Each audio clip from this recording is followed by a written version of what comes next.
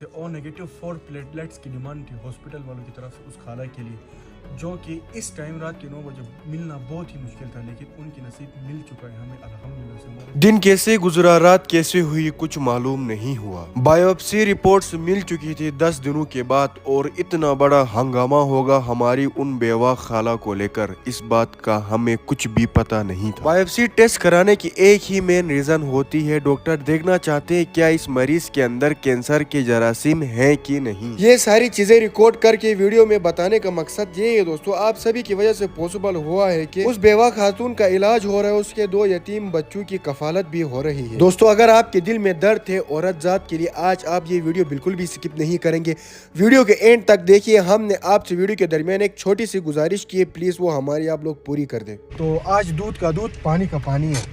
आज biopsy reports आई हैं 10 दिन बाद, तो उनको मैंने अभी हॉस्पिटल छोड़ा है, गाड़ी को मैंने पार्क पे लगाया है। चले हॉस्पिटल जाते हैं और डॉक्टर क्या कहते हैं वहां जाके मैं आपको फिर से अपडेट करता हूँ। हाथों के ऊपर जख्म छोटे से थे लेकिन पुराने थे। अपनी गुर्बत, लाचारी और बेबसी की वजह से इस खातून ने अपने इस जख्म का सामना 1 महीने तक अपनी गुर्बत से किया, अपने गरीब खाने में। हॉस्पिटल पहुंचते ही हमने खाला को डॉक्टर के पास भेजा बायोप्सी रिपोर्ट्स के साथ। अंदर जाने के बाद डॉक्टर ने बड़ी गौर से उनके टेस्ट का मुआयना किया, लेकिन उनके समझ में भी कुछ सही से नहीं आ रहा था मेरे ख्याल। तो उन्होंने मेडिकल स्पेशलिस्ट की तरफ उनको रेफर कर दिया। मेडिकल स्पेशलिस्ट ने भी बायोप्सी रिपोर्ट्स को गौर से देखी और कहा कि आप इनका सीबीसी रिपोर्ट्स लाएं और उनका टेस्ट कराएं। फिर मैं और मेरा दोस्त भागते हुए सरकारी लेबोरेटरी की तरफ गए। सरकारी लेबोरेटरी वालों ने कहा इस टेस्ट की रिपोर्ट आते आते 2 घंटे लगेंगे। 2 घंटों में तो डॉक्टर अपने घर को जाते थे। हमने डिसीजन लिया कि ये टेस्ट हम बाहर से कराएंगे प्राइवेट क्लिनिक में, जहाँ पे सेम टेस्ट की रिपोर्ट सिर्फ और सिर्फ 1 घंटे में आती है। 2 बार ब्लड सैंपल लेने के बाद इनकी सीबीसी रिपोर्ट्स आती है, जिनमें इनके प्लेटलेट की तादाद सिर्फ और सिर्फ 10,000 थी, और यही सबसे बड़ी खतरे की घंटी बज चुकी थी। हेमोग्लोबिन भी बिल्कुल लो, प्लेटलेट्स भी बिल्कुल ही फारिग थे। डॉक्टर ने इनको एडमिट करने को बोला फटाफट से। सीबीसी रिपोर्ट्स देखने के बाद डॉक्टर बिल्कुल ही अलर्ट हो गए।